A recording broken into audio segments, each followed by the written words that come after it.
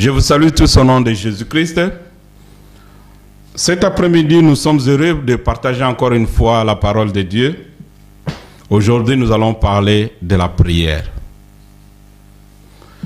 La fois passée, nous avions parlé dans une autre émission de la prière, des types de prières. Il y a la prière qu'on appelle des prières collectives, dans une église, par exemple. Il y a des prières individuelles, quand une personne toute seule, comme nous dit la Bible, il entre dans sa maison, il ferme la porte après lui, et il commence à prier le Dieu qui est dans le secret. La prière collective et la prière individuelle, ce sont des prières, des bonnes prières, mais qui sont limitées. Il y a le troisième type de prière, la prière en accord. La prière en accord, comme nous dit la Bible, si 2 ou 3 s'accordent pour demander quelque chose à Dieu, Dieu leur donnera. Mais le grand problème est que le problème c'est de s'accorder. S'accorder, c'est-à-dire avoir le même cœur, la même pensée et les mêmes objectifs. C'est ça le grand problème. Nous sommes tous des églises chrétiennes, mais est-ce qu'il y a un accord? Pour s'accorder, ça fait la force de la prière. Puisque Jésus est au milieu des gens qui s'accordent pour lui demander quelque chose. Mais avant de partager le long en large sur la prière en accord, je veux d'abord partager avec vous comment prier la prière d'une manière générale. La prière, je dirais que c'est un dialogue. Ça, c'est la définition, selon moi. La prière, c'est un dialogue entre un enfant de Dieu et Dieu, s'ils sont en bonne relation. C'est-à-dire que ce n'est pas un dialogue normal, non. C'est un dialogue qui est conditionné. Puisque tu peux prier et on ne t'écoute pas. Tu peux prier, on ne t'exauce pas. Mais une bonne prière, quand on parle de la prière, c'est-à-dire tu parles, tu pries, Dieu t'écoute, il t'exauce et il te bénit. Il te parle, tu écoutes et tu obéis. Voilà un peu ces genres, des définitions que moi j'ai définies. Alors pour cela, pour faire vraiment une bonne prière, il y a aussi des conditions. Il faut d'abord être un enfant de Dieu. Deuxièmement, il faut être en bonne relation avec Dieu. Troisièmement, il faut pas seulement être en bonne relation avec Dieu, il faut aussi être obéissant et docile. Bien-aimés dans le Seigneur, nous allons lire un petit passage pour bien comprendre ce que nous avons dit précédemment. Psaume 24. Au verset 3, la Bible dit ceci, je lis au nom de Jésus. Qui pourra monter à la montagne de l'Éternel? Qui s'élèvera jusqu'à son lieu saint? C'est celui qui a les mains innocentes et le cœur pur. Celui qui ne livre pas son âme au mensonge et qui ne jure pas pour tromper, il obtiendra la bénédiction de l'Éternel. Il obtiendra la miséricorde de Dieu de son salut. Ici, quand on parle de beaucoup de choses, ça résume un peu ce que je viens de dire. Il ne faut pas seulement être un enfant de Dieu, il faut être en bonne relation avec Dieu et il faut être obéissant et docile pour que tu obtiennes la bénédiction et la miséricorde de Dieu.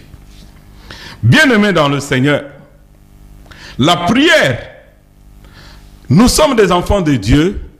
La Bible dit, nous bronchons d'une manière ou d'une autre. Romains nous dit, tous ont péché et sont privés de la gloire de Dieu. Personne ne peut dire qu'il n'a pas bronché. Personne ne peut dire qu'il n'a pas péché, soit en pensée, en parole, en acte, ainsi de suite. Tous. Ça peut arriver que tu puisses broncher, ça peut arriver que tu puisses tomber. Puisque un enfant de Dieu ne pratique pas le péché, mais il peut arriver qu'il tombe dans le péché. Alléluia.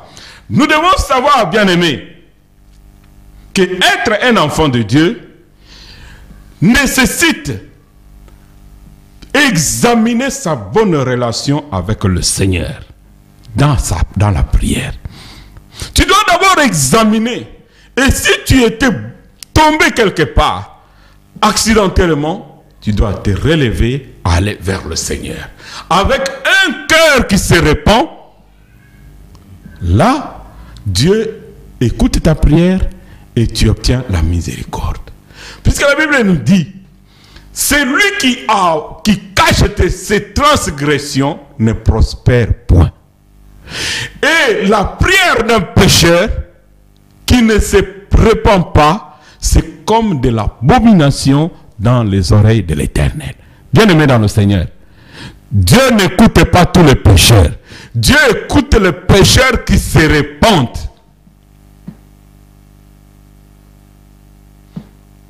Celui qui avoue ses péchés et les délaisse, il obtient miséricorde de Dieu. Bien-aimé dans le Seigneur, la bonne façon de prier, tout le monde se lève maintenant qu'il y a des difficultés dans notre pays, dans notre continent, dans le monde entier, à gauche, à droite. Tout le monde parle de la prière. Mais quelle sorte de prière? Ce ne sont pas toutes les prières qui sont exaucées. Si la prière est adressée à notre Dieu, les prières doivent être conditionnées. Pour que ta prière soit exaucée, tu dois d'abord être un enfant de Dieu. C'est-à-dire accepter Jésus-Christ comme Seigneur et Sauveur. Deuxièmement, tu dois vérifier ta bonne relation avec le Seigneur. La bonne relation avec le Seigneur. Si tu es tombé quelque part, si tu as un problème avec quelqu'un, si quelqu'un t'a offensé, tu n'as pas su pardonner, tu dois revoir ta relation avec le Seigneur. La Bible dit dans Psaume 24, qui montera à la montagne du Seigneur? C'est celui qui a le cœur pur et les mains innocentes. Est-ce que ton cœur est pur? Puisque l'Éternel voit le cœur de chacun d'entre nous. Rien ne peut rester caché devant le Seigneur. Vérifie bien ton cœur.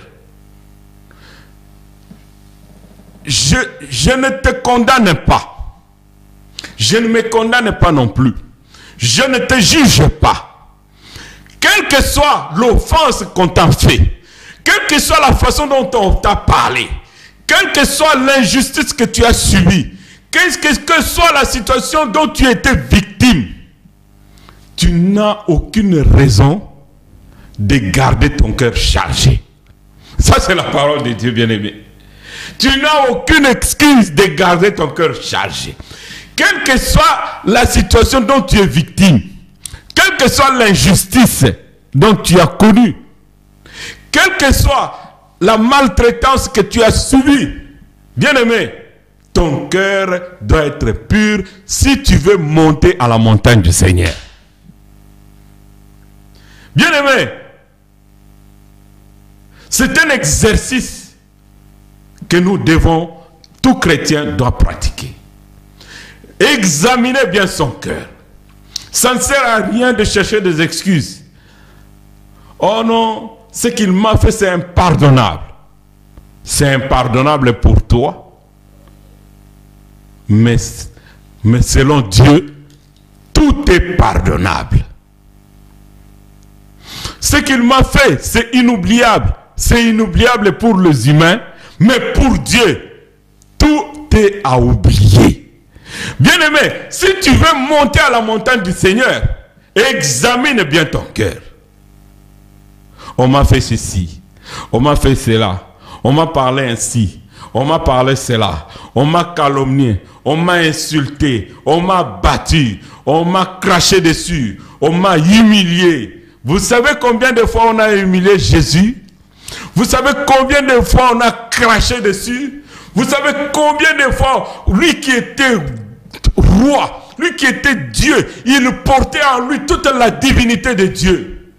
Mais les humains, pour qui il est mort, ils ont craché dessus. Ils ont donné des gifles. Ils ont mis une couronne d'épines dessus. On l'a fouetté, déshabillé. Toi, on ne t'a jamais déshabillé. On ne t'a jamais fouetté. On a peut-être parlé du mal de toi. Bien-aimé, toi qui me suis ce matin, je vais te dire une chose. Jésus a connu la situation pire que ce que tu as connu. Tu n'as aucune excuse de garder ton cœur chargé. Qui montera à la montagne du Seigneur? Celui qui a le cœur pur et les mains innocentes. Si tu veux que ta prière soit exaucée, si tu veux que Dieu puisse te secourir, garde ton cœur pur pour que Dieu puisse exaucer. Sinon, tu vas faire du bruit, croyant que Dieu est en train de t'écouter, il ne t'écoute pas. Au contraire, c'est une abomination devant le Seigneur. Si tu veux que la prière soit exaucée, il faut commencer par la repentance. Tu peux parfois, tous les péchés que tu connais, tu ne les fais pas. Mais la négligence à l'œuvre de Dieu, l'infidélité dans l'œuvre de Dieu, l'infidélité dans son ministère, l'infidélité, le respect de l'heure, le respect des temps, des tâches, le murmure, les plaintes, le jugement, les accusations, les regards envieux, l'orgueil.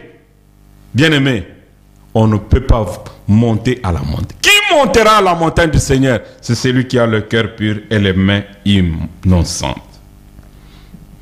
Il y a d'autres péchés aussi que je ne citerai pas. La liste est longue. Beaucoup de gens ont élevé les hommes. Beaucoup de gens ont élevé leurs pasteurs. Beaucoup de gens ont élevé les hommes de Dieu.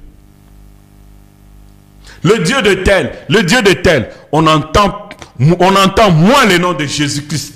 On entend moins le nom de le Saint-Esprit. Mais on entend seulement le Dieu de papa tel, le Dieu de papa tel, le Dieu de papa tel. Bien-aimé, la gloire doit revenir à l'Éternel. Joseph est sorti de la prison. Le roi lui a dit, j'ai appris que tu es celui qui interprète le songe. Joseph a dit, non, pas moi.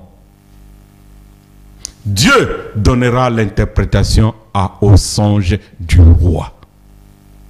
Bien-aimé, Pierre et Jean ont prié sur le paralytique.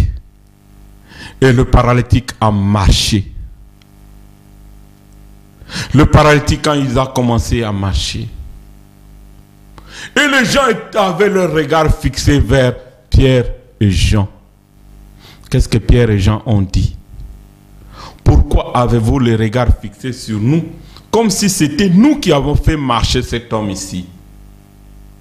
C'est Dieu, Jésus-Christ de Nazareth, que vous avez crucifié. C'est par le Saint-Esprit que cet homme ici est debout. Et il est debout, il a marché au nom de Jésus-Christ. Ils ont refusé de porter la gloire.